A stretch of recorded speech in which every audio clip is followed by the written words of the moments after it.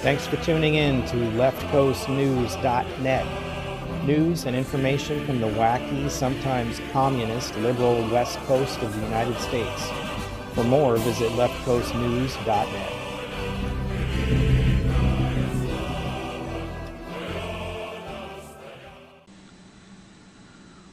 Welcome back to Left Coast News, where we report from behind the wacky, liberal, sometimes borderline communist lines of the west coast of the United States. And today, buckle up. Because Washington State yet again has decided that your safety, your tax dollars, and your values are negotiable. And they're negotiating them away. Today we're breaking down 3 stories that all tie into a single theme: the complete collapse of accountability in Washington State, a system that protects institutions, not citizens, and a political class that refuses to admit it's failing. Let's get into it. Washington gave nearly 700 commercial truck drivers licenses to people who weren't legally allowed to have them. You heard that right. For 7 years, not 7 days, not 7 months, Washington State issued 685 commercial driver's licenses to people who never qualified for them. Many were non-citizens who do not meet federal requirements. We're talking about licenses to operate a 40-ton semi-truck and school buses, and King County Metro buses, and other Metro buses throughout the state. The biggest machines on the road. This scandal didn't come to light because Washington suddenly discovered standards. It came out because a driver, Harjinder Singh, who never should have received a CDL, allegedly made an illegal U-turn in Florida and killed 3 innocent Americans. This wasn't just a clerical error. This wasn't, oops, someone misfiled a form. This was the system failing at its most basic job, protecting the public. This is because Washington has activists in every government agency who feel like they know better, and they're going to do this or that for whatever classification of people is at their buzzword for the week. Federal Transportation Secretary Sean Duffy called it a blatant breakdown in responsibility, and he's right. Washington didn't just break protocol, Washington broke federal law repeatedly for 7 straight years. And now the feds are threatening to withhold highway funding. Let's be crystal clear. This is what happens when ideology replaces competence, which there is very little of in the state agencies in Washington. Washington's bureaucracy has spent years obsessed with equity audits, DEI workshops, sanctuary state virtue signaling, and restorative everything, but apparently nobody had time to verify whether someone is eligible to drive a semi-truck. Because why follow federal law when you can follow political fashion? This state bends over backwards to accommodate non-citizens, but when it comes to protecting citizens, taxpayers, families, the people funding this entire circus, it utterly collapses. 7 years, nearly 700 illegal CDLs, hundreds of thousands of miles driven, countless lives put at risk. Washington didn't discover an error, Washington got caught. And this is exactly what you get when your leaders treat border laws, immigration laws, and public safety laws as optional. And this couldn't come at a better time for this accident that just happened in the Auburn area, where an illegal alien truck driver, who of course the media doesn't talk about that, ran over another car. Ran over a car, killed the occupant. The guy didn't even try to slow down or stop, according to State Patrol. Killed the driver of the car. This guy's not supposed to have a CDL. And what happens when he's arrested and booked?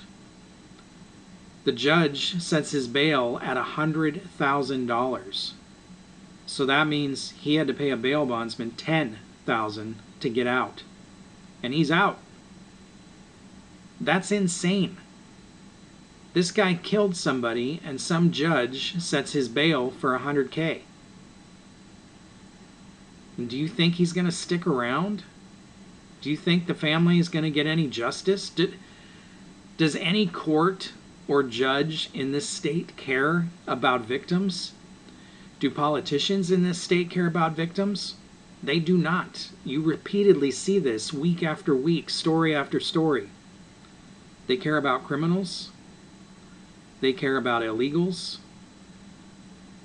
They care about people that are sucking off the government teat, and that is it. All right. Now we're going to talk about Thurston County's budget meltdown. And this is a story playing out in countless counties across the state, but we're going to focus on Thurston County. A $23.8 million deficit, but somehow government keeps growing. Thurston County, the capital of the state, is in financial freefall, like many of these blue counties and cities and the state overall. County leaders admit this was not an easy year. Well, it's never an easy year when you spend like a drunken legislature and then act surprised when the bill comes due. Thurston County was staring down a $23.8 million deficit for 2025, and the 2026-27 forecast looked even worse. Why? Why, may you ask? Because expenses keep climbing while the county refuses to cut anything meaningful. Instead, they proposed a 26% slash to the general fund, panicked, and then massaged it down to $9.8 million cut, mostly by finding more revenue. And where do you think that revenue comes from? You, the taxpayer, always. But here's the kicker, the part no one in Olympia or local government wants to admit. When government makes budget mistakes, the first departments on the chopping block are always law enforcement, prosecutors, and courts. Public safety, always. The sheriff's office, the prosecuting attorney's office, and the juvenile court took the largest cuts in the final budget. Even though the sheriff's department is hiring more deputies right now thanks to the public safety sales tax, the facts remain. The county had no plan. The county overspent for years, and when money got tight, they threatened to cut public safety first. Meanwhile, every failed social program, every pet project, every layer of bureaucracy remains untouched. Isn't it fascinating that the sheriff's office, the people actually enforcing the law, the same law Washington refuses to follow when handing out CDLs, ends up on the chopping block? This is where the pattern emerges. The state allows unsafe drivers on the road, the county cuts law enforcement budgets, and the same political class pretends it's all a coincidence. Washington State doesn't have a funding problem. Washington State has a priorities problem. They prioritize ideology. They prioritize bureaucracy. They prioritize growing government and spending your tax money, your hard-earned tax money. But public safety, your safety, that gets whatever scraps are left. Now this last story, also from Thurston County, the capital, the seat of the state, this one blows my mind. This one is absolutely insane. Tumwater teacher is refusing a conservative student. A non-binary 5th grade teacher claims a conservative child, 5th grader. Can a 5th grader even be conservative or liberal? We're talking about this kid's parents, not the kid. But this non-binary, mentally ill 5th grade teacher claims a conservative child is a safety threat. I don't even know where to begin with this bullshit, right? This lady should be fired. She should not be a teacher. This is absolute insanity, but we're headed down this road. A 5th grade teacher, self-identified gender non-binary, going by MX TJ Thornton, refused to teach a 10-year-old boy because his parent is a conservative school board member. Not because the student misbehaved, not because the student said anything offensive, not because of any disciplinary issue. No. The teacher said the child created safety concerns simply because his family does not support LGBTQIA plus ideology. This teacher went further. They actually requested that the district create a policy to prevent placing students from conservative families in their classroom. Let me repeat that in case you missed it. The teacher requested that the district create a policy to prevent placing students from conservative families in their classroom. Let's call this what it is. It's discrimination. Open, blatant, political discrimination against a child. A 10-year-old kid. A child who has done nothing wrong. This is the same education establishment that claims schools must be inclusive. Every student deserves a safe learning environment. Identity should never affect opportunity. Unless you're a conservative. Unless your parents believe in traditional values. Unless you don't worship at the altar of Washington State's sanctioned gender ideology.